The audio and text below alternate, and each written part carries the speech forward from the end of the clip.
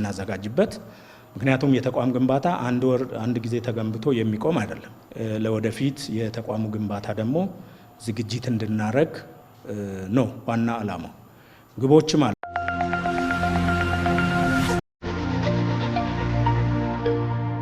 መገናኛ ላይ በ2.7 ሚሊዮን ብር ቤት እየሸጥን ነው ቴምር ፕሮፐርቲስ ይህንን የማይታመን የሚመስል ድል ይዞላችሁ መጥቷል ስቱዲዮ ወይስ ባለ 3 መኝታ በሰከን ዲያስፖራ ሳይታችን ሁሉም አለን ከ32 እስከ 154 ካሬ ከ4.1 እስከ 14.5 ሚሊዮን ብር በመገናኛ ልዩ ያከፋፈል ስርዓትም አስተዋውቀናል 40 በ60 40 በመቶውን አሁን ይከፍሉና ቀሪውን 60 በመቶ ቁልፎውን ሲረከቡ ይከፍላሉ እዚህ ላይ የ10 በመቶ ልዩ ቅናሽም አላችሁ አሁን አቅሜ 20 በመቶ መክፈል የሚችል ነው ካሉ ደግሞ 15 ዙር ከፍለው መገናኛ ላይ የቤት ባለቤት ይሆናሉ ሙሉውን ክፍያ ለሚከፍሉ የ35 በመቶ ቅናሽም አለ ታዲያ አማራጭ ብዙ ሳይት ይታለፋልን ፈጥነው ይደውሉ ቴምር ፕሮፐርቲስ ግቦቹ የመጀመሪያው መንግስት በዚህ ተቋም ለመገንባት ከፍተኛ ጥረት አድርጓል ከፍተኛ የፖሊሲ የስትራቴጂ አቅጣጫ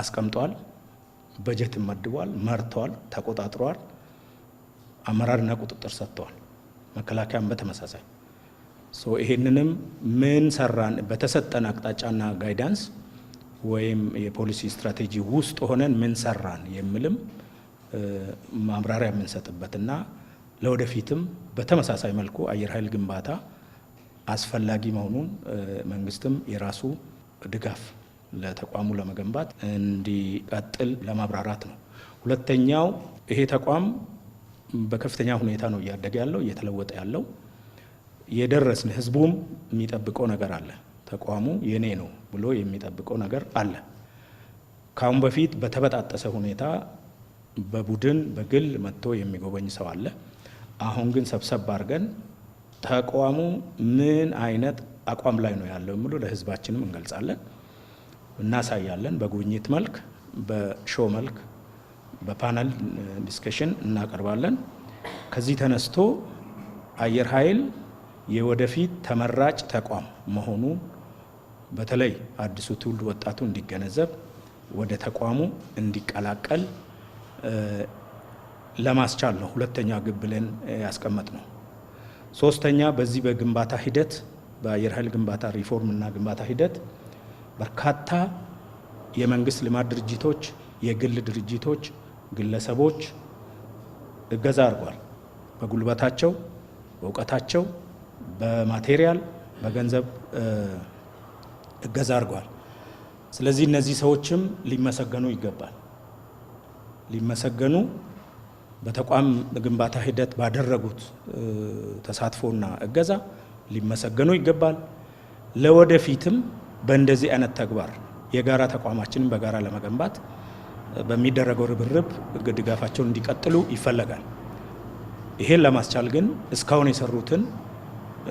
እስካሁን የሰሩትን ማመስገን ሪኮግናይዝ ማድረግ ስለሚያስፈልግ ሶስተኛ ግባችን ይሄ አራተኛ መንግስት ባስቀመጠው አቅጣጫና ፖሊሲ ስትራቴጂ መሰረት የአየር ኃይል ከኔ ከአዛዥ ጀምሮ እስከ ታች ተራ ወታደር እስካለው ድረስ ለፍቷል ሰርቷል ፈጥሯል ገንብቷል አሰልጥኗል ጠግኗል በርካታ ስራዎችን ተሰርቷል ይሄ ሰራዊትም መመስገን አንድ ቦታ ላይ ቆም ተብሎ የተሰሩ ስራዎች የራሱ መሆኑ ከመንግስት በተመደበው በጀት ጋር የራሱን ጉልበትና እውቀት በመጨመር በራሱ ጥረት በራሱ ልፋት የመጣ መሆኑን በሚገባ አሳውቆ እውቅና ሰጥቶ ለሚቀጥለው ምዕራፍ ደግሞ ሰራዊቱን ለማዘጋጀት ነው ቅድም እንዳልኩት የተቋም ግንባታ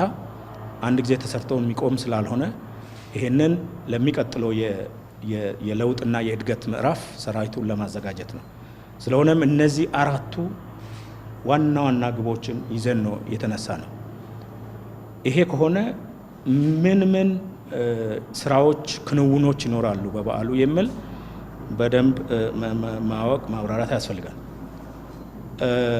ሪፎርሙን ስንጀምር አራት ዋና ምሰሶዎች ብለን የሪፎርም ምሰሶዎች ብለን የያዝናቸው ምሰሶዎች ወይም ፒላር የምንላቸው አሉ።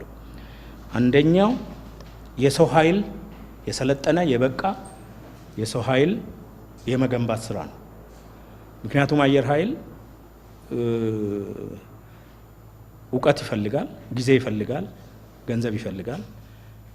የሚመጣውን ቴክኖሎጂ መሸከም የሚችለው የተማረ የበቃ የሰለጠነ የዘመኑን ቴክኖሎጂ መሸከም የሚችል የሰው ኃይል ሲገነባ ብቻ ነው። ለዚህ ብለን ከሰው ኃይል ግንባታ አንጻር በርካታ ስራዎችን ሰርተናል። በሁለት መንገድ ማየት ይቻላል። አንደኛው መንገድ ነባሩን ሰራዊት የማብቃት የሙያ ክህሎቱን፣ ዲሲፕሊኑን እና የተለያዩ የአስተሳሰብ ስራዎችን የመስራት ነው። የአስተሳሰብ ስራ ስንል ክሊር መሆን አለበት። በሰራዊት ግንባታ ስትራቴጂ ለመጀመሪያ ጊዜ ሰራዊት ከየትኛውም የፖለቲካ አስተሳሰብ አድሏነት ነፃነት ያገኘበት ነው። እሱን አስተሳሰብ መሰረት አድርገን ሰራዊታችንን ገንብተናል። ሁለተኛ ብሔርተኝነት፣ ሰራዊት ከየትም እምጣ ከየትም አንድ ጊዜ ሰልጥኖ ባንዲራ ስር ተንበርክኮ ቃለ መሐላ ከፈጸመ ብሔር የለውም፣ ሀገር እንጂ ብሔር የለውም። በዛ መሰረትም ሰራዊታችንን ገንብተናል። ሶስተኛው ሃይማኖት ነው። ሰራዊታችን ሃይማኖት ሊኖረው ይችላል፣ እያንዳንዱ በግሉ ሊኖረው ይችላል፣ ይኖረዋል። ነገር ግን ከየትኛውም የሃይማኖት አድሏዊነት ነፃ እንዲሆን ሁሉንም ሃይማኖቶች፣ ሁሉንም ህዝቦች፣ ሁሉንም የፖለቲካ አስተሳሰቦች በእኩል ያለምንም አድሎ እንዲያገለግል እንዲሰራ ለማለት ነው። የአስተሳሰብ ግንባታ ስንል ካሁን በፊት ለአንድ የፖለቲካ ድርጅት የሚወግን አስተሳሰብ ነው የነበረው፣ በግልጽ ለዛ የሚወግን ነበረ። አሁን ግን ለየትኛውም አንወግንም። እኛ የምንወግነው ለሀገር ሉዓላዊነት፣ ለህዝብ ደህንነት ነው የምንወግነው እንጂ ለአንድ ፖለቲካ ፓርቲ አንወግነው። አንዱ የተሰራው ስራ ነባሩ ላይ ይሄ ነው ማለት ነው። ሁለተኛ የወደፊት ያማረ አየር ኃይል ለማየት ምንድን ነው መስራት ያለብን ብለን በተለይ ከስልጠና ጋር በተያያዘ የምልመላ መስፈርታችንን በሚገባ አስተካክለናል። ምን አይነት ሰው ነው ወደዚህ ተቋም ተመልምሎ መግባት ያለበት? የአካዳሚክ ብቃቱ፣ ጤንነቱ፣ ዲሲፕሊኑ፣ ይሄ በሙሉ ተገምግሞ የምልመላ ስርዓታችንን የማስተካከል ስራ ሰርተናል። እሱ ብቻ ሳይሆን ከገባ በኋላ ደግሞ በምን አይነት ካሪኩለም ነው የሚሰለጥነው የሚል የካሪኩለም ለውጥም አድርገናል። እሱ ብቻ አይደለም፣ ከገባ በኋላ የሚሰለጥንበት ቦታ፣ የሚማርበት ቦታ፣ የሚኖርበት ቦታ፣ የሚሰለጥንበት አውሮፕላንም ጭምር ነው የቀየርነው። ይሄን በመስራት በዚህ ባለፉት 5 ዓመታት በርካታ የሰው ኃይል ሰልጥኖ ለግዳጅ ብቁ ሆኗል። ስለዚህ በዚህ በዓል አንዱ የሚከበርበት ክንውን በራሪዎችን እናስመርቃለን፣ ቴክኒሻኖችን እናስመርቃለን።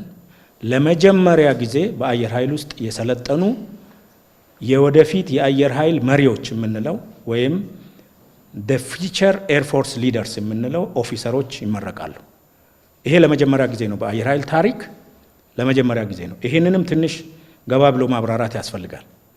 ኦፊሰር ስንል ወይ ከህብረተሰቡ መልምለን ወይ ከሆነ ቦታ መልምለን ሲምፕሊ ያሰለጠን ነው አይደለም። ሙያ ያለው ሙያዊ የሙያ ኦፊሰር ማለት ነው። ምን ማለት ነው ይሄ? በራሪዎች ድሮ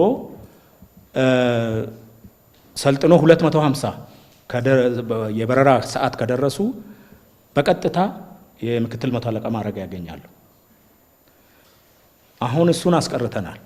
በራሪ ሰልጥኖ መሪ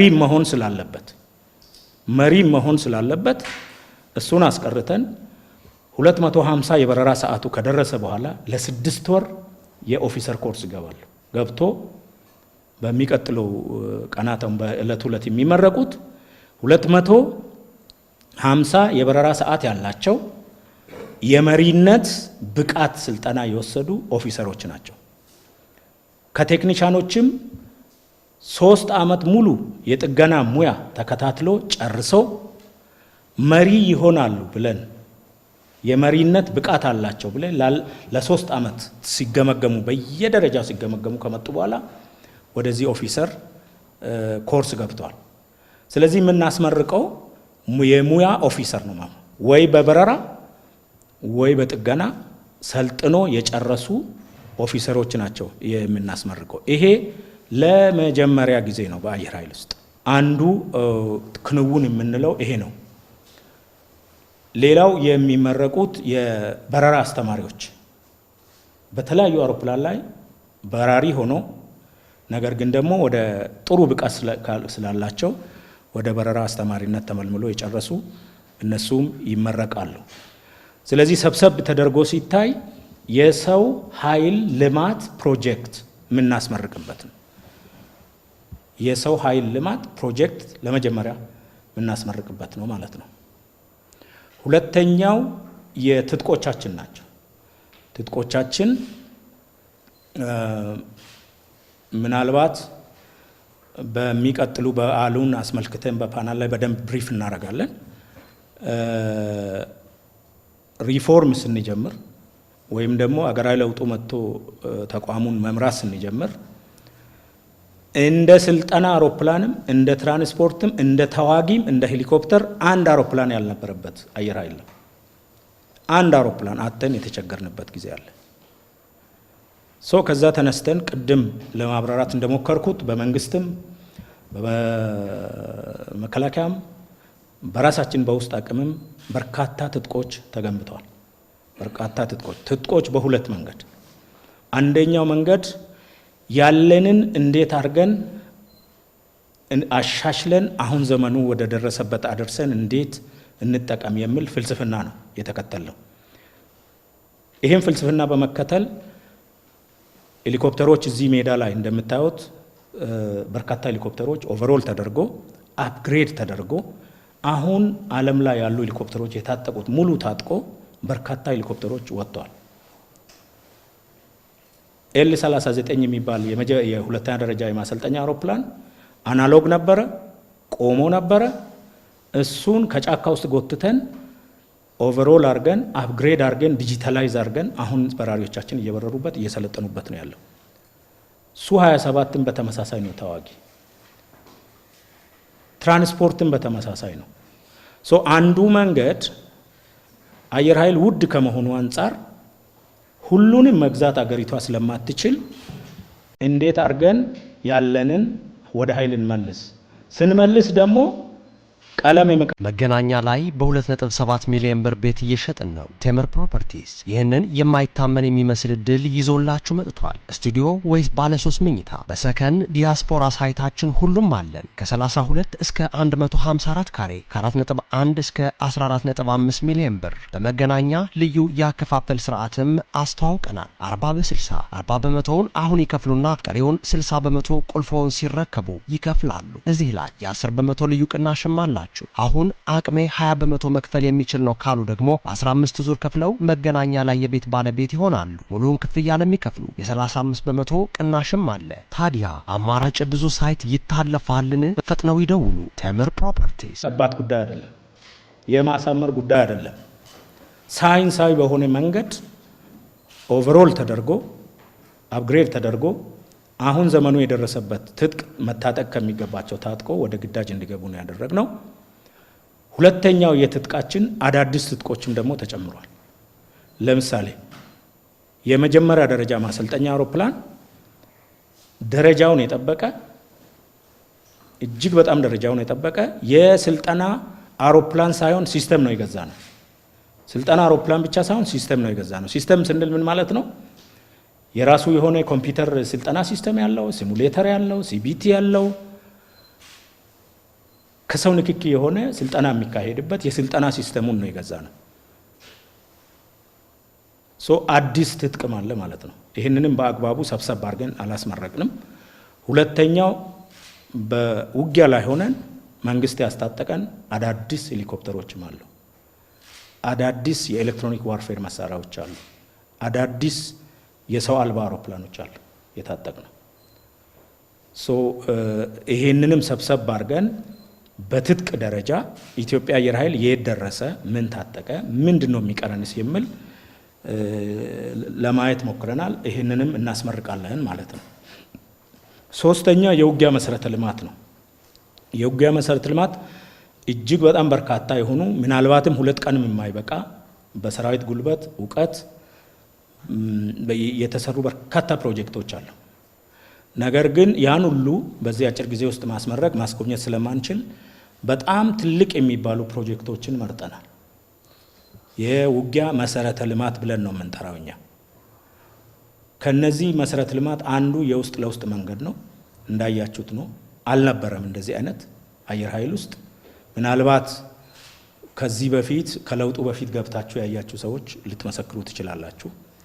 ኤሌክትሪክ እንደዚህ አልነበረም፣ ኔትወርክ አልነበረም።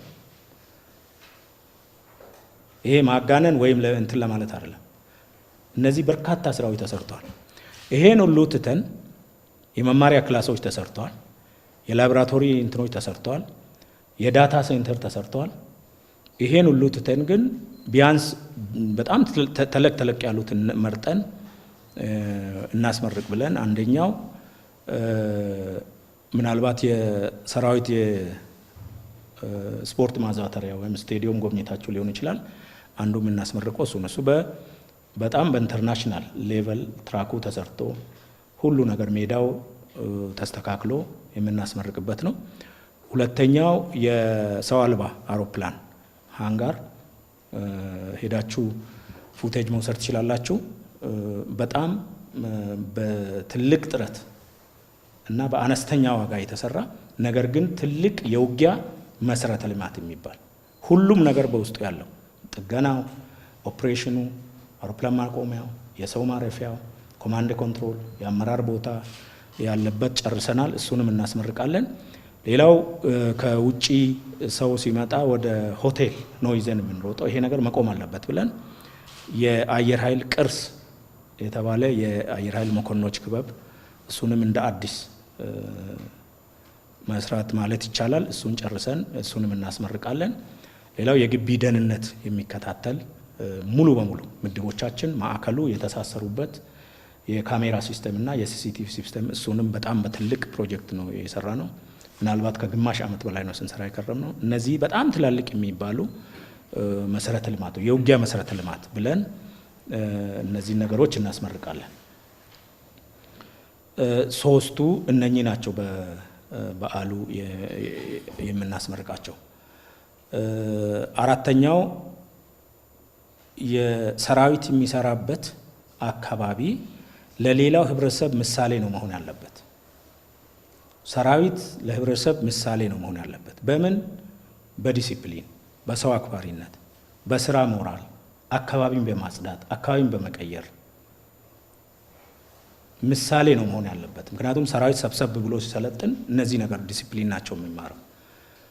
ይሄንንም ግቢያችን እንደምታዩ በጣም ሰፊ ነው፣ በጣም ትልቅ ነው። ነገር ግን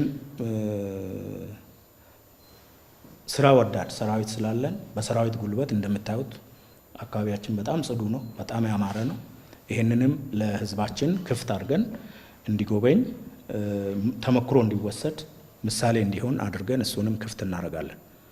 እነኚህ ናቸው በአጠቃላይ በበዓሉ ላይ ሊሰሩ የታሰቡት ተሰርተው ለነገር ለምረቃ ዝግጁ የሆኑት። ሌላው ይሄን በዓል ስናስብ በኢትዮጵያ ደረጃ ብቻ ነው ወይ የምናስበው የሚልም አነሳ። በኢትዮጵያ ደረጃ ነው ብቻ ነው ወይ? ኢትዮጵያ ለአፍሪካ ለራሷን በነጻነቷን በቅኝ ገዢዎች የተገዛች ሀገር አይደለችም። ለአንድም ጀንበር አልተገዛንም። እሱ ብቻ ሳይሆን ለአፍሪካ ሀገሮች ነጻነትም በጣም የታገልን ህዝቦች ነን። በጣም ለአፍሪካ ነጻነት የታገልን ህዝቦች ስለሆን ለምን አፍሪካ ወንድሞቻችንን ሰብሰብ አናደርግም? በዚህ አጋጣሚ ለምንድነው የአፍሪካ ወንድሞቻችንን ሰብስበን አንድ መድረክ የማንፈጥረው የሚል ሀሳብ አንስተን ምናልባትም የበዓሉ መጀመሪያ ቀን ፊቸር አፍሪካን ኤርፎርስ ፎረም የሚል 26 የአፍሪካ ሀገሮችን በጣም ትላልቅ የአቪዬሽን ኩባንያዎችን ጋብዘን እንደ አንድ ትልቅ ሾው እና ፓናል ወይም ፎረም ውይይቶች እናደርጋለን። ግንኙነታችንን በዛው መጠን እናጠናክራለን። ይሄ በተበታተነ መልኩ መጥተው ይጠይቁናል፣ ስልጠና ይጠይቁናል፣ ጥገና ይጠይቁናል። በተበታተነ መልክ ከሚሆን ሰብሰብ አድርገን አንድ በሚታወቅ አሰራር እንዴት አድርገን ተገናኝተን እነሱንም እንደምናግዝ እነሱም ፍላጎታቸውን ለኛ አቅርቦ አብረን እንዴት እንሰራለን የሚል ፈጥረን አንዱ መድረክ የመጀመሪያ ምናልባትም የበዓሉ መክፈቻና የመጀመሪያ የሚሆነው ከአፍሪካ አየር ኃይል አዛዦች ጋር የምናደርገው ዲስከሽን እና ውይይት መድረክ ይኖረናል ማለት ነው። ይሄ አንዱ ነው የሚሆነው። ሌሎች በአገር ውስጥ ባሉ የፓናል ዲስከሽኖችንም ይኖሩናል፣ ጉብኝቶችም ይኖራሉ በሰፊው። ሌላው በዚህ በዓል ላይ የሚከናወነው ከቅድም ምረቃ ብያለሁ። ከምረቃ ጎን ለጎን የአየር ትርኢት አለ። የአየር ትርኢቱም ደግሞ በተለመደው መንገድ ብቻ ሳይሆን ትንሽ ለየት ባለ መልኩ ነው የምናካሄደው። በርካታ አውሮፕላኖች ናቸው እዚህ የሚሳተፉት፣ በርካታ በራሪዎች ናቸው የሚሳተፉት። እኛ ብቻ አይደለንም፣ ወዳጅ ሀገሮችም ይሳተፋሉ። የተባበሩት አረብ ኤምሬት ከኛ ጋር ይሳተፋሉ። ምናልባትም እስካሁን ባለን በዓለም ላይ አሉ ከሚባሉት ከነ ዱባይ ኤር ሾው ባልተናነሰ መልኩ የአየር ትርኢትም ይካሄዳል ማለት ነው። እነኚህ ናቸው ሰብሰብ አድርጎ ሲታይ በበዓሉ የሚከናወኑ ክንውኖች። ለዚህ ሁሉ በእኔ እምነት ዝግጅቶች በጥሩ ሁኔታ ተጠናቀዋል። ከዚህ ጀምሮ በየቀኑ እስከ በዓሉ ፍጻሜ ቀን የሚደረጉ ስራዎች